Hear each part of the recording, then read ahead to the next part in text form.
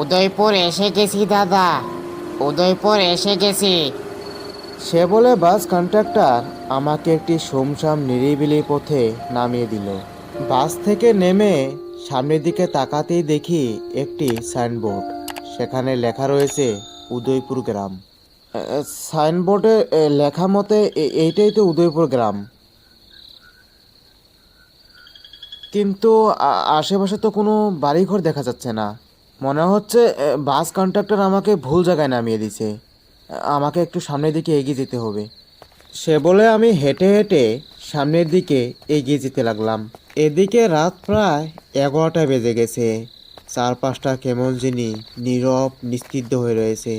দূর থেকে শুধু ঝুনুক পোয়ার ঝুনঝুন শব্দ কানে কানে বেজে উঠছে। হয়তো রাত্রেবেলা গ্রাম এলাকার পরিবেশ এরকমই হয়।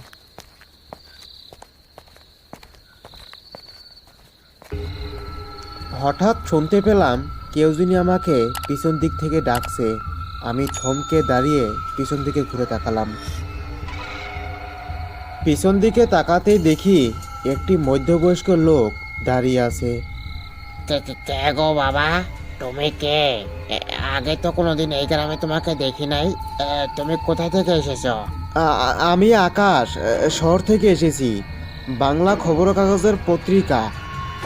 ও, পত্রিকা।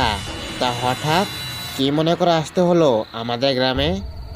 লোকেদের মুখে শুনেছি রাত্রেবেলা নাকি আপনাদের গ্রামে মাঝে মাঝে কিছু অঘটন ঘটে। সেই বিষয়ে আর কি লিখতে এসেছি। তার মানে আপনি আমাদের গ্রামে থাকা ভূত প্রেতের বিষয়ে লিখতে এসেছেন?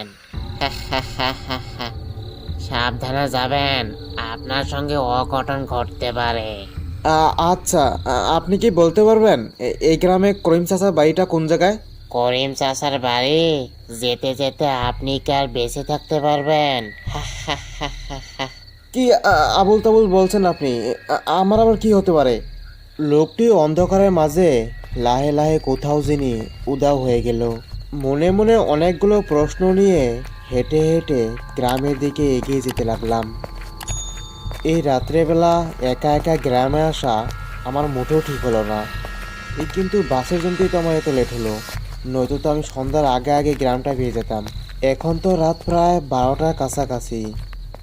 মনে হচ্ছে গ্রামের সবাই ঘুমিয়ে পড়েছে। কিভাবে খুঁজবো করিম চাচা বাড়িটা? আমি দেখি মহা বিপদে পড়ে গেলাম। এইসব ভাবতে ভাবতে গ্রামের প্রায় কাছাকাছি এসে পড়েছি। তখনই চারদিকের পরিবেশ কেমন যিনি গভীর হয়ে আসলো।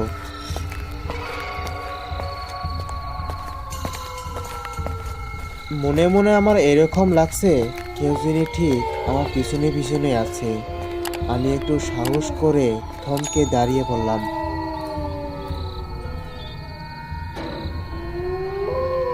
ভয়ে ভয়ে পিছন দিকে তাকাতেই দেখি একটা ভয়ঙ্কর ছায়ামূর্তি দাঁড়িয়ে রয়েছে, যার পুরো শরীরটাই জমিন থেকে 1 হাত উপরে ঝুলছে।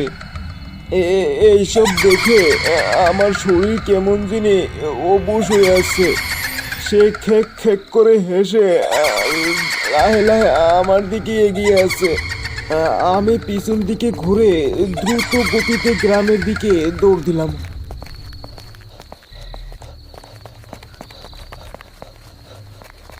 অন্ধকারের মাঝে ছুটে ছুটে রাস্তার পাশেই একটি গ্রামের বাড়ি দেখতে পেলাম। বাড়িটার কাছাকাছি যেতেই আমার চোখ দুটা নিমিষেতে কেমন জানি অন্ধকার হয়ে আসলো। আমি ওখানেই বেহুশ হয়ে পড়ে গেলাম।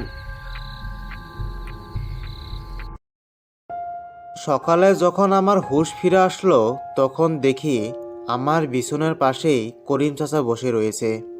আচ্ছা বাবা, এখন তোমার কিরকম লাগছে? শরীরটা সুস্থ আছে তো? হ্যাঁ, এখন আমি মোটামুটি ভালো আছি। কাল রাতে আমি তোমার অপেক্ষায় ঘরে বসে বসে চিন্তা করতেছিলাম, ভাবছিলাম এখনো আসছে না কেন। তখনই হঠাৎ বাইরে থেকে কেমন জানি একটা শব্দ শুনতে পেলাম। সঙ্গে সঙ্গে দরজাটা খুলে দেখি বাইরে তুমি বেহুশ অবস্থায় পড়ে রয়েছো। ওখান থেকে তোমাকে তুলে বিছানায় শুয়ে দিয়ে আমি তাড়াতাড়ি কবিরাজ মশাইকে ডেকে আনি। কবিরাজ মশাই তোমাকে দেখে বলল তুমি নাকি খুব ভয় পেয়েছিলা, সেই জন্য বেহুশ হয়ে গেছো। হ্যাঁ, কাল রাতে আমি ভীষণ ভয় পেয়েছিলাম।